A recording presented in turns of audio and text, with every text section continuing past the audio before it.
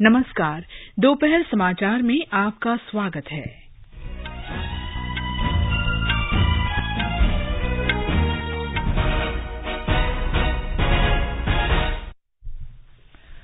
वाणिज्य और उद्योग मंत्री पीयूष गोयल ने कहा, आर्टिफिशियल इंटेलिजेंस भारत की विकास यात्रा में उत्प्रेरक। उन्होंने नई दिल्ली में वैश्विक आर्टिफिशियल इंटेलिजेंस के तीसरे सम्मेलन को संबोधित किया और पुरस्कार वितरित किए। गृह मंत्री अमित शाह सिक्किम के गंगटोक में पूर्वी और पूर्वोत्तर क्षेत्र के डेयरी सहकारिता सम्मेलन का उद्घाटन करेंगे। केंद्र ने चीता परियोजना की निगरानी के लिए 9 सदस्यीय कार्यदल गठित किया। प्रवर्तन निदेशालय ने दिल्ली सरकार की आबकारी नीति मामले में दिल्ली और पंजाब में छापे मारे। स्वापक नियंत्रण ब्यूरो ने मुंबई में 60 किलोग्राम मादक पदार्थ जब्त किए। 36वें राष्ट्रीय खेलों में पूजा पटेल योगासन में स्वर्ण पदक जीतने वाली पहली एथलीट बनी। और बांग्लादेश के सिलहट में महिलाओं के एशिया कप T20 में भारत और पाकिस्तान के बीच मुकाबला जारी। दोपहर समाचार में नीलम मलकानिया के साथ मैं कनकलता। वाणिज्य और उद्योग मंत्री पीयूष गोयल ने कहा है कि आर्टिफिशियल इंटेलिजेंस AI की भारत के विकास में प्रेरक भूमिका है। नई दिल्ली में तीसरे वैश्विक AI सम्मेलन को संबोधित करते हुए श्री गोयल ने कहा कि आर्टिफिशियल इंटेलिजेंस चिंतन और कार्यप्रणाली में पूरक भूमिका निभाएगी और कार्यों को बेहतर ढंग से करने तथा योजनाओं को लागू करने में मददगार होगी। उन्होंने कहा कि इस यात्रा में AI देश के प्रत्येक नागरिक के कल्याण में सहायक होगी। मंत्री ने कहा कि AI लोगों के जीवन, कार्य और संवाद में वास्तविक बदलाव ला सकती है। उन्होंने कहा कि काम करने के नए तरीके, वस्तुओं के विनिर्माण और सेवाओं के वितरण में बदलाव लाए जाएंगे। गृह मंत्री और भाजपा नेता अमित शाह आज से 3 दिन के पूर्वोत्तर दौरे पर हैं। दौरे के पहले चरण में वे सिक्किम पहुंच गए हैं। स्थानीय लोगों ने गर्मजोशी से उनका स्वागत किया। वे आज गंगटोक में सरदार पटेल की प्रतिमा का अनावरण करेंगे और डेयरी सम्मेलन में भाग लेंगे। शाम को गृहमंत्री गुवाहाटी जाएंगे। भाजपा अध्यक्ष जगत प्रकाश नड्डा भी उनके साथ होंगे। हमारे गुवाहाटी संवाददाता ने खबर दी है कि दोनों नेता असम में कई कार्यक्रमों में भाग लेंगे। वे पार्टी की राज्य कोर समिति में शामिल होंगे। इस बैठक में मुख्यमंत्री हिमंता बिस्वा शर्मा, केंद्रीय मंत्री सर्बानंद सोनोवाल तथा रामेश्वर तेली, प्रदेश भाजपा अध्यक्ष भावेश कलिता और पार्टी के अनेक वरिष्ठ नेता भाग लेंगे। दोनों नेता कल गुवाहाटी में पार्टी के नए कार्यालय का उद्घाटन करेंगे। इस 6 मंजिला अटल बिहारी वाजपेयी भवन में सम्मेलन और बैठक हॉल सहित सभी आधुनिक सुविधाएं उपलब्ध हैं। इसके बाद श्री शाह और श्री नड्डा खानपाड़ा में पार्टी कार्यकर्ताओं की रैली को संबोधित करेंगे। गृह मंत्री पूर्वोत्तर क्षेत्र परिषद के सत्र को भी संबोधित करेंगे। केंद्रीय गृह राज्य मंत्री अजय कुमार मिश्र ने कहा है कि त्वरित कार्रवाई बल देश में शांति बनाए रखने और सभी क्षेत्रों में देश की प्रगति में मदद करने में महत्वपूर्ण भूमिका निभा रहा है। हैदराबाद में आज बल की 30वीं वर्षगांठ परेड को संबोधित करते हुए श्री मिश्र ने कहा कि पूरी दुनिया भारत को सम्मान की दृष्टि से देख रही है। उन्होंने कहा कि आंतरिक स्थितियां बदल रही हैं। भारत को उसके पारंपरिक ज्ञान और आध्यात्मिक नेतृत्व के लिए दुनिया भर में पहचाना जा रहा है। आपदा प्रबंधन, बचाव और राहत कार्यों जैसी आपात स्थितियों से निपटने में बल की विशेषज्ञता की सराहना करते हुए गृह राज्य मंत्री ने कहा कि ये उत्कृष्ट सेवाएं प्रदान कर रहा है। उन्होंने कहा कि सरकार सकारात्मक बदलाव लाने के लिए लगातार प्रयास कर रही है और सभी विकास शांति से जुड़े हैं। उन्होंने आगे कहा कि केंद्रीय पुलिस बलों की स्थिति में सुधार के लिए भी प्रयास किए जा रहे हैं। 1992 से विशेष त्वरित कार्रवाई बल की 15 बटालियनें बनाई गई हैं। वर्तमान में ये देश भर के 15 शहरों में स्थित हैं। सेना में अग्निवीरों की भर्ती के लिए आज जम्मू में पुरुष उम्मीदवारों के लिए रैली शुरू हुई। पहले दिन सांबा जिले से भर्ती की जा रही है। इसके बाद अन्य 9 जिलों डोडा, जम्मू, कठुआ, किश्तवाड़, पुंछ, राजौरी, रामबन, रियासी और उधमपुर से अग्निवीरों की भर्ती की जाएगी। जम्मू में जोरावर स्टेडियम में भर्ती रैली आयोजित की जा रही है। समूची प्रक्रिया ऑनलाइन है ताकि प्रक्रिया प्रभावित न की जा सके। 17.5 वर्ष से 21 वर्ष की आयु के इच्छुक और पात्र उम्मीदवार भारतीय सेना की वेबसाइट पर ऑनलाइन आवेदन कर सकते हैं। निर्वाचन आयोग ने बिहार में मोकामा और गोपालगंज विधानसभा निर्वाचन क्षेत्रों के उपचुनाव की अधिसूचना जारी कर दी है। मतदान 3 नवंबर को कराया जाएगा और मतगणना 6 नवंबर को होगी। इस महीने की 14 तारीख तक नामांकन दाखिल किए जा सकते हैं। इनकी जांच अगले दिन की जाएगी और 17 अक्टूबर तक नाम वापस लिए जा सकेंगे। मोकामा में राष्ट्रीय जनता दल के विधायक अनंत कुमार को इस वर्ष जुलाई में बिहार विधानसभा के लिए अयोग्य घोषित किए जाने के बाद उपचुनाव कराया जा रहा है। अनंत कुमार को अपने निवास पर हथियार और गोला बारूद रखने का दोषी पाया गया था। गोपालगंज में भाजपा विधायक सुभाष प्रसाद सिंह की मृत्यु के कारण उपचुनाव कराया जा रहा है। देश में काफी समय से लंबित पड़े मामलों को निपटाने के लिए 12 नवंबर को राष्ट्रीय लोक अदालत लगाई जाएगी। उपभोक्ता कार्य, खाद्य और सार्वजनिक वितरण मंत्रालय ने बताया कि देश में लगभग 6,08,000 से अधिक उपभोक्ता मामले लंबित हैं। मंत्रालय ने कहा है कि लोक अदालत व्यवस्था और आपसी समझौते से मामले सुलझाने का लाभ देखते हुए ज्यादा से ज्यादा उपभोक्ता मामलों का निपटारा संभव हो पाएगा। उपभोक्ता कार्य विभाग एसएमएस या ईमेल के जरिए उपभोक्ताओं, कंपनियों और संस्थाओं तक पहुंच बना रहा है। ऐसे 3 लाख पक्षकारों के फोन नंबर या ईमेल विभाग के पास हैं जिनके मामले आयोग में लंबित हैं। प्रधानमंत्री नरेंद्र मोदी ने प्रशासनिक अधिकारियों से एक जिला एक उत्पाद पर ध्यान केंद्रित करते हुए अपने जिले के उत्पादों के निर्यात के अवसर तलाशने को कहा है। उन्होंने अधिकारियों से आकांक्षी जिलों के और विकास के लिए अपनी कार्य योजना तैयार करने को भी कहा है। कल नई दिल्ली में भारतीय प्रशासनिक सेवा के 2020 बैच के अधिकारियों को संबोधित करते हुए श्री मोदी ने कहा कि अधिकारियों को अमृतकाल में देश की सेवा करने और 5 प्रण के लक्ष्य को प्राप्त करने का अवसर मिला है। अमृतकाल में विकसित भारत के लक्ष्य की प्राप्ति सुनिश्चित करने में प्रशासनिक अधिकारियों की अहम भूमिका है। प्रधानमंत्री ने लीक से हटकर सोचने और समग्र दृष्टिकोण अपनाने के महत्व पर बल दिया। श्री मोदी ने इस तरह के समग्र दृष्टिकोण के महत्व को स्पष्ट करने के लिए प्रधानमंत्री गतिशक्ति मास्टर प्लान का भी उल्लेख किया। प्रधानमंत्री ने नवाचार के महत्व पर भी चर्चा की। उन्होंने बताया कि ये सामूहिक प्रयासों और देश की कार्य संस्कृति का हिस्सा बन गया है। उन्होंने स्टार्टअप इंडिया योजना की चर्चा करते हुए बताया कि पिछले कुछ वर्षों में देश में स्टार्टअप्स की संख्या में काफी वृद्धि हुई है। श्री मोदी ने कहा कि शासन का ध्यान अब दिल्ली से बाहर देश के सभी क्षेत्रों में केंद्रित हो गया है। उन्होंने उदाहरण दिया कि महत्वपूर्ण योजनाएं अब दिल्ली के बाहर शुरू हो रही हैं। केंद्रीय भारी उद्योग मंत्री डॉक्टर महेंद्र नाथ पांडेय ने 2030 तक कार्बन उत्सर्जन का स्तर 45% तक लाने के प्रति राष्ट्र की प्रतिबद्धता दोहराई है। उन्होंने कहा कि सरकार शहरों को प्रदूषण मुक्त बनाने के लिए ई वाहनों को बढ़ावा दे रही है। निकट भविष्य में देश में 7,000 से अधिक इलेक्ट्रिक बसें चलने लगेंगी। वे आज गुजरात के केवड़िया में राष्ट्रीय उद्योग सम्मेलन के 4थे चरण के उद्घाटन के बाद लोगों को संबोधित कर रहे थे।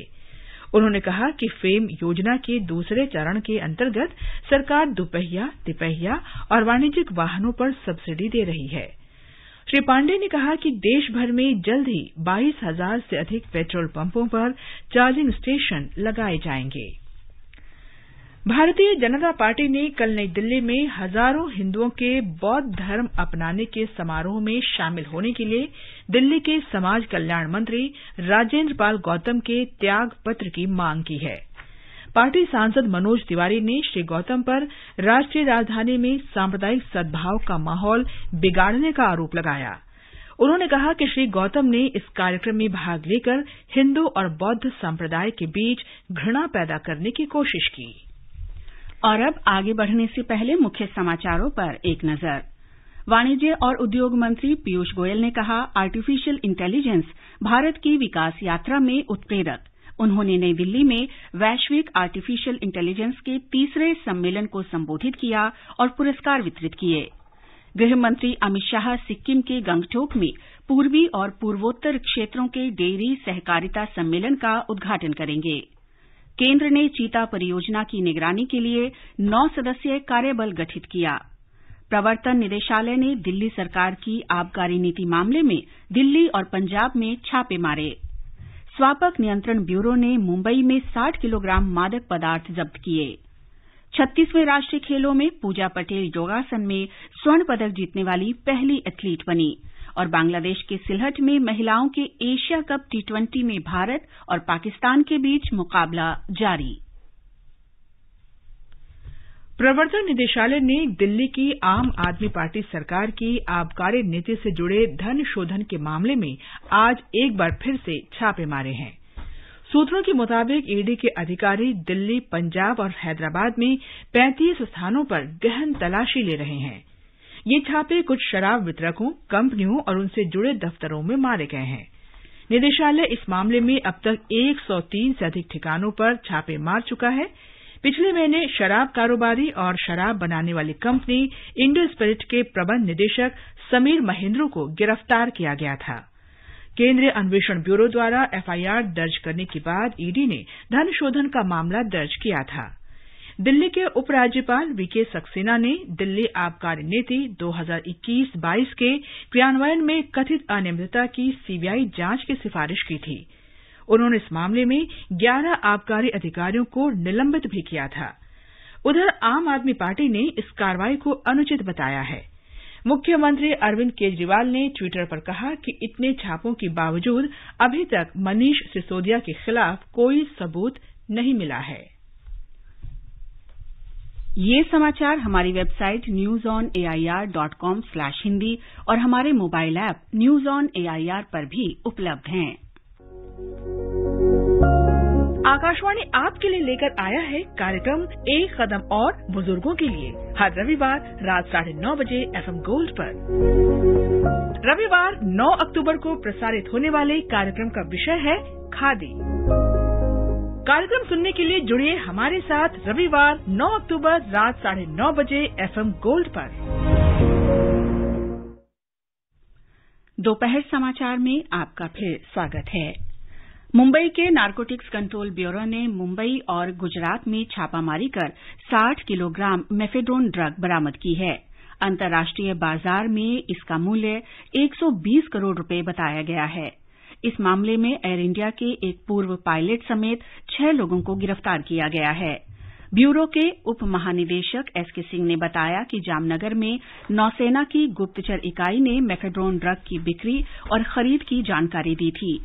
इसके बाद ब्यूरो और गुप्तचर इकाई ने संयुक्त रूप से कार्रवाई की। ब्यूरो के दिल्ली और मुंबई अंचल कार्यालय ने सोमवार को जामनगर में छापेमारी की शुरुआत की थी। वहां से 10,350 किलोग्राम मेफेड्रोन ड्रग जब्त करके 4 लोगों को गिरफ्तार किया गया था।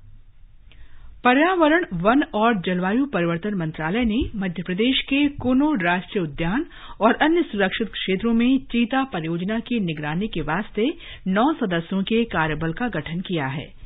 इसमें मध्य प्रदेश वन विभाग के प्रधान सचिव, राज्य के पर्यटन विभाग के प्रधान सचिव, राष्ट्रीय टाइगर संरक्षण प्राधिकरण के महानिरीक्षक डॉ अमित मलिक और देहरादून के वन्य जीव संस्थान के वैज्ञानिक डॉ विष्णु प्रिया शामिल हैं। ये कार्यबल 2 वर्ष तक काम करेगा और इसकी बैठक हर महीने होगी। इसे सुरक्षित क्षेत्रों में चीतों के स्वास्थ्य पर निगरानी रखने का काम सौंपा गया है। प्रधानमंत्री नरेंद्र मोदी ने 30 अक्टूबर को आकाशवाणी पर अपने मन की बात कार्यक्रम के लिए लोगों से विचार और सुझाव साझा करने का अनुरोध किया है।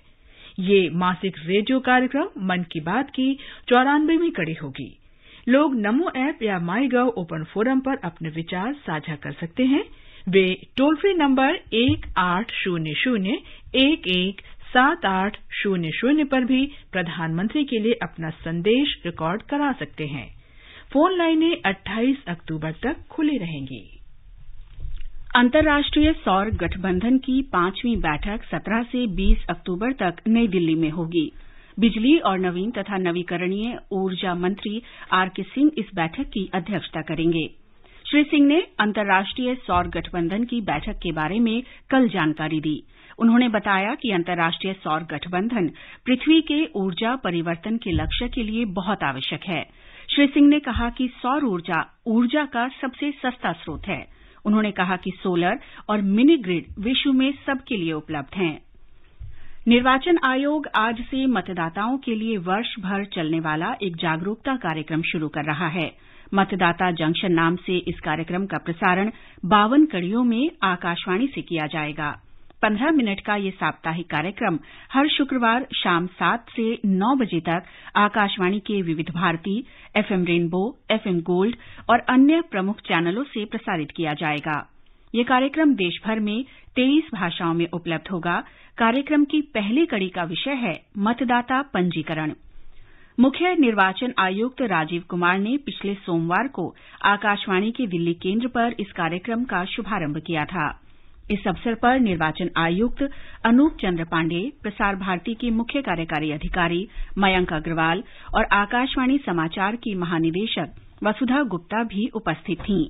मुख्य निर्वाचन आयुक्त ने कहा कि इस कार्यक्रम से देशभर के मतदाताओं को जागरूक करने में मदद मिलेगी। उन्होंने बताया कि प्रत्येक एपिसोड में चुनाव प्रक्रिया के एक खास पहलू की जानकारी दी जाएगी।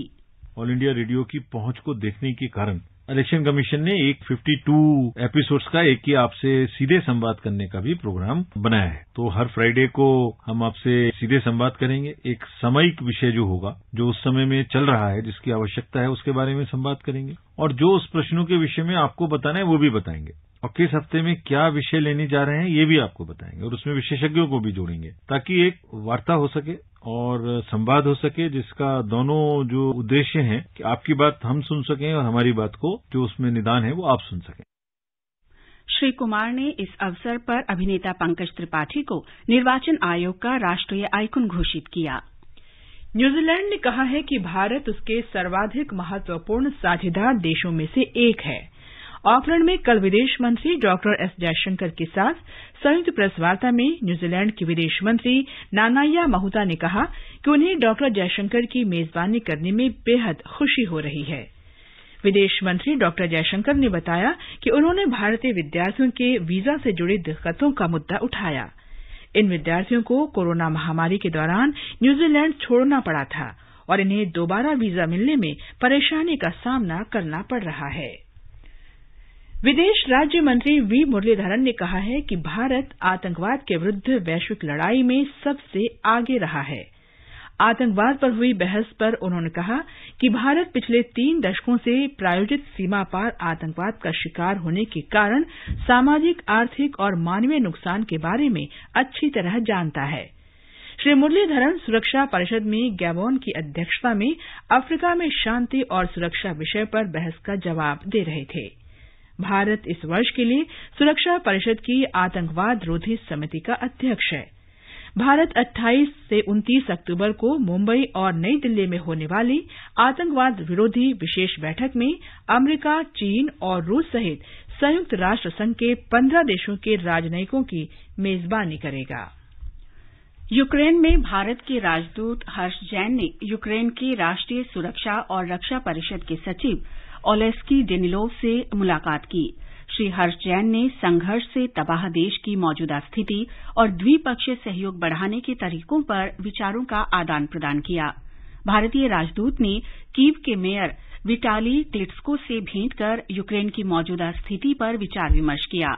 ये बैठक रूस यूक्रेन युद्ध के बीच राष्ट्रपति व्लादिमीर जेलेंस्की के साथ प्रधानमंत्री नरेंद्र मोदी की फोन पर हुई बातचीत के बाद हुई है।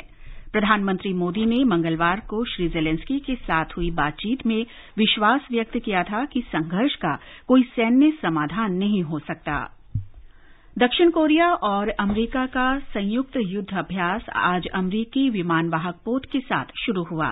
दक्षिण कोरिया के रक्षा मंत्रालय ने बताया है कि आज और कल उसके जल क्षेत्र में पूर्वी तट पर समुद्री ड्रिल आयोजित की जाएगी।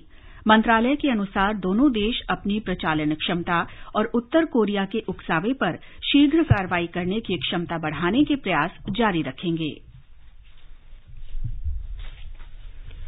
बांग्लादेश के सिलहट में आज महिला क्रिकेट T20 एशिया कप के राउंड रॉबिन मैच में भारत के साथ खेलते हुए पाकिस्तान ने भारत को जीत के लिए 138 रन का लक्ष्य दिया है।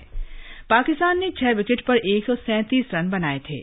भारत की ओर से दीप्ति शर्मा ने 3, पूजा वस्त्राकर ने 2 और रेणुका सिंह ने 1 विकेट लिया।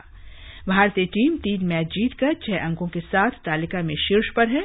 आज हुए एक मैच में थाईलैंड की महिला टीम ने संयुक्त अरब अमीरात को 19 रन से हरा दिया। थाईलैंड के 4 विकेट पर 108 रन के जवाब में संयुक्त अरब अमीरात की टीम 8 विकेट पर 89 रन ही बना सकी। कश्मीर घाटी में उत्तरी कश्मीर के कुपवाड़ा जिले के उड़ान स्कूल द्रगमुल्ला में सेना 3 दिन का निःशुल्क कृत्रिम अंग वितरण शिविर का आयोजन कर रही है। भारतीय सेना भगवान महावीर विकलांग सहायता समिति के सहयोग से दूसरी बार ऐसे शिविर का आयोजन कर रही है। श्रीनगर में रक्षा विभाग के जनसंपर्क अधिकारी कर्नल एमरॉन मुसावी ने बताया है कि लाभार्थियों को कृत्रिम अंग निःशुल्क वितरण करने और उन्हें लगाने के लिए उड़ान स्कूल द्रगमुल्ला में कार्यशाला स्थापित की जाएगी। 36वें राष्ट्रीय खेलों में गुजरात की पूजा पटेल योगासन में स्वर्ण जीतने वाली पहली खिलाड़ी बनी हैं। इस बार राष्ट्रीय खेलों में जो 5 नए खेल शामिल किए गए हैं, उनमें एक योगासन है। अन्य मुकाबलों में आज महाराष्ट्र ने महिलाओं की गोताखोरी में 1 मीटर स्प्रिंग बोर्ड प्रतिस्पर्धा में स्वर्ण पदक जीता। महिला हॉकी में हरियाणा कर्नाटक को 6-0 से हराकर सेमीफाइनल में पहुंच गया है। पुरुष फुटबॉल में पश्चिम बंगाल ने कर्नाटक को 1-3 से हराया, लेकिन दोनों टीमें सेमीफाइनल में पहुंच गई हैं। सेना अब तक 41 स्वर्ण, 29 रजत और 26 कांस्य सहित कुल 96 पदक जीतकर पदक तालिका में शीर्ष पर है। हरियाणा 29 स्वर्ण, 23 रजत और 20 कांस्य पदक सहित कुल 72 पदकों के साथ दूसरे स्थान पर है, जबकि महाराष्ट्र 24 स्वर्ण पदक, 24 रजत और 45 कांस्य पदक सहित कुल 93 पदकों के साथ तीसरे पायदान पर है। उत्तरकाशी में इस महीने की 4 तारीख को द्रौपदी का डांडा में हिमस्खलन से हुई दुर्घटना में 26 पर्वतारोहियों के शव अभी तक निकाले जा चुके हैं और 3 व्यक्ति अभी लापता हैं। मलबे में फंसे पर्वतारोहियों के लिए बचाव अभियान नेहरू पर्वतारोहण संस्थान, भारतीय सेना, आईटीबीपी और अन्य संगठनों की सहायता से चलाया जा रहा है। इस बीच उत्तराखंड में बारिश के साथ बर्फबारी शुरू हो गई है। हिमालय के ऊंचाई वाले क्षेत्रों में बर्फबारी हो रही है। स्थानीय प्रशासन ने पर्वतारोहण गतिविधियों को फिलहाल रोक दिया है। मौसम विभाग ने गढ़वाल मंडल के कुछ जनपदों में तेज वर्षा का अनुमान व्यक्त किया है। नॉर्वे के ओस्लो में आज 2022 के नोबेल शांति पुरस्कार की घोषणा की जाएगी। नोबेल पुरस्कार नॉर्वे की संसद की एक समिति द्वारा तय किए जाते हैं। अर्थशास्त्र के लिए नोबेल पुरस्कार इस महीने की 10 तारीख को घोषित किया जाएगा। कल साहित्य के नोबेल पुरस्कार के लिए फ्रांस की आत्मकथाकार एनी अर्नॉक्स के नाम की घोषणा की गई थी। इससे पहले अलेन आस्पेक्ट, जॉन एफ क्लाउसर और एंटोन जिलिंगर ने भौतिकी में क्वांटम मैकेनिक्स के विशिष्ट योगदान के लिए 2022 का नोबेल पुरस्कार जीता। कई सफल फिल्मों में काम कर चुके प्रसिद्ध अभिनेता अरुण बाली का आज सवेरे 79 वर्ष की आयु में निधन हो गया। वे लंबे समय से बीमार थे। कुछ महीने पहले उन्हें अस्पताल में भर्ती कराया गया था। प्रशंसकों ने सोशल मीडिया पर उनकी आत्मा की शांति के लिए प्रार्थना की है। शानदार अभिनेता अरुण बाली ने कई यादगार फिल्में की हैं। इनमें 3 इडियट्स, पीके, केदारनाथ, जमीन और सौगंध शामिल हैं। भारत का सबसे बड़ा लोक सेवा प्रसारक आकाशवाणी समाचार आजाद भारत की बात आकाशवाणी के साथ श्रृंखला में स्वतंत्रता के 75 वर्ष पूरे होने का उत्सव मना रहा है। इस कार्यक्रम में आकाशवाणी के माध्यम से जीवन के विभिन्न क्षेत्रों में स्वतंत्रता के बाद भारत की विकास यात्रा के बारे में जानकारी प्रदान की जाती है।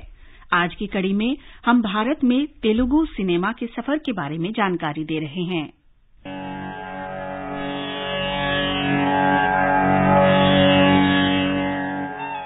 तेलुगु फिल्मों का निर्माण मूल रूप से उन लोगों के मनोरंजन के लिए किया जाता है जो तेलुगु भाषा बोलते और समझते हैं, खासकर आंध्र प्रदेश और तेलंगाना राज्यों में। सन 1933 में पहली तेलुगु फीचर फिल्म सावित्री का निर्देशन किया था चित्ता जलू पुल्लैया ने। 2021 तक आते आते कमाई के मामले में तेलुगु सिनेमा भारत में सबसे विशाल फिल्म उद्योग के तौर पर उभरा। आंध्र प्रदेश और तेलंगाना राज्यों में लगभग 2900 स्क्रीन हैं। तेलुगु भाषा में निर्मित कुछ महानतम फिल्मों में शामिल हैं पाताल भैरवी, मल्लीश्वरी, देवदासु, माया बाजार, नर्तनशाला, मारो चरित्रा, माँ भूमि, शंकराभरणम, सागर संगमम, शिवा और बाहुबली श्रृंखला। नीवे नाननु तलकिनदी, नीवे नाननु पिलकिनदी, నీవే నా మదిలో నిలచి హృదయము కలవరపరచినది, నీవేనా। तेलुगु सिनेमा के कुछ सबसे बड़े सितारों की जहां तक बात है तो बेसाख्ता जुबान पर जो नाम आ जाते हैं वो हैं एन.टी. रामाराव, ए. नागेश्वर राव, चिरंजीवी, महेश बाबू, पवन कल्याण और प्रभास। सावित्री, वनीश्री, श्रीदेवी और जया प्रदा जैसी शीर्ष अभिनेत्रियों को चाहने वालों की तादाद भी खासी बढ़ी रही है। दरअसल तेलुगु फिल्में अपनी भव्यता और शानदार गीत संगीत के लिए जानी जाती हैं। शंकरा नाद शरीरा परा, वेद विहारा हरा जीवेश्वरा, शंकरा।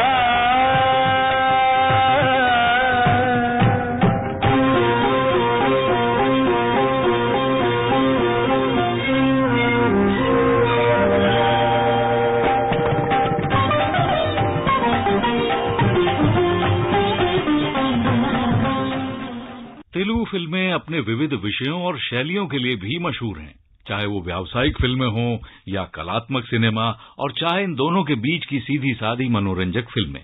तेलुगु सिनेमा के चाहने वालों में इन सब के दर्शक मौजूद हैं। के.एस. प्रकाश राव, दासरी नारायण राव, के. विश्वनाथ, राम गोपाल वर्मा और सुकुमार जैसे हरफन मौला निर्देशकों ने तेलुगु फिल्मों का असर और उनकी लोकप्रियता दोनों को बढ़ा दिया है। एस.एस. राजामौली ने अपनी महान कृति बाहुबली के साथ तेलुगु सिनेमा को तो अंतर्राष्ट्रीय मकाम पर पहुंचा दिया। भली भली भली राफड़ी साहो रे बाहुबली, जय हारनी के पट्टाली पट्टाली, सुबलाली की जय पट्टाली, गगनाने छत्र पट्टाली। घंटाशाला, के.वी. महादेवन, रमेश नायडू चक्रवर्ती, इलयराजा कीरवानी और ए.आर. रहमान जैसे संगीतकारों ने तेलुगु सिनेमा को जैसे अमर बना दिया है और उसका संगीत सभी की जुबान पर है। तकिट तदिमि तंदना, हृदय लयन जतुल गतुल तिल्लाना, तकिट तदिमि तंदना, हृदय लयन जतुल गतुल तिल्लाना, तड़बड़ु अड़ुगुल तप्पनि। आकाशवाणी ने तेलुगु फिल्म संगीत को आगे बढ़ाने में बड़ी भूमिका निभाई। कल की कड़ी में हम लेकर आएंगे कहानी तमिल सिनेमा की शुरुआत और अब तक के सफर की। समाचार कक्ष से मुनीश शर्मा।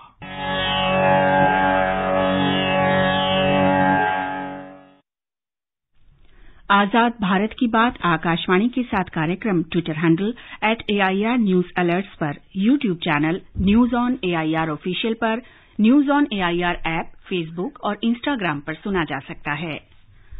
केंद्र शासित प्रदेश जम्मू कश्मीर के अनंतनाग जिले में अपनी तरह का पहला पक्षी महोत्सव कल शुरू हुआ। इसका आयोजन जम्मू कश्मीर पर्यटन विभाग अभयारण्य प्रकृति प्रतिष्ठान के साथ मिलकर कर रहा है। जम्मू कश्मीर के पर्यटन सचिव सरमद हफीज ने महोत्सव का शुभारंभ किया। प्रकृति और पक्षी प्रेमियों को संबोधित करते हुए उन्होंने कहा कि अभयारण्य प्रकृति प्रतिष्ठान के साथ विभाग की साझेदारी से कश्मीर में पर्यटन को बढ़ावा मिलेगा और पर्यटन क्षेत्र के नए और अनछुए पहलू भी सामने आएंगे। अंत में मुख्य समाचार एक बार फिर। वाणिज्य और उद्योग मंत्री पीयूष गोयल ने कहा, आर्टिफिशियल इंटेलिजेंस भारत की विकास यात्रा में उत्प्रेरक। उन्होंने नई दिल्ली में वैश्विक आर्टिफिशियल इंटेलिजेंस के 30वें सम्मेलन को संबोधित किया और पुरस्कार वितरित किए। गृह मंत्री अमित शाह सिक्किम के गंगटोक में पूर्वी और पूर्वोत्तर क्षेत्रों के डेयरी सहकारिता सम्मेलन का उद्घाटन करेंगे। केंद्र ने चीता परियोजना की निगरानी के लिए 9 सदस्यीय कार्यदल गठित किया। प्रवर्तन निदेशालय ने दिल्ली सरकार की आबकारी नीति मामले में दिल्ली और पंजाब में छापे मारे। स्वापक नियंत्रण ब्यूरो ने मुंबई में 60 किलोग्राम मादक पदार्थ जब्त किए।